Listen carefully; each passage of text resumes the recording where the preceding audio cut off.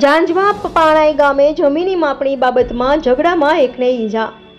ખેડબ્રહ્મા તાલુકાના જાંજવા પાણાઈ ગામે જમીન માપણીની અદાવતમાં 4 લોકોએ એક વ્યક્તિને માર મારતા ખેડબ્રહ્મા પોલીસ સ્ટેશને ફરિયાદ નોંધાઈ હતી. ખેડબ્રહ્મા તાલુકાના જાંજવા પાણાઈ ગામે ફરિયાદી ધોળાભાઈ અણદાભાઈ રહેવાસીને આરોપીઓ લુકાભાઈ ધીરાભાઈ ગમાર, મહેશભાઈ લુકાભાઈ ગમાર, વિજયભાઈ લુકાભાઈ ગમાર તથા રવાભાઈ લુકાભાઈ ગમાર એમ 4 આરોપીઓએ ગેરકાયદેસર મંડળી રચી આજે 19 જુલાઈ 2024ના રોજ બપોરે 2 કલાકે ધોળાભાઈ અણદાભાઈ ગમારને મા બેન સામે ગાળો બોલી હતી.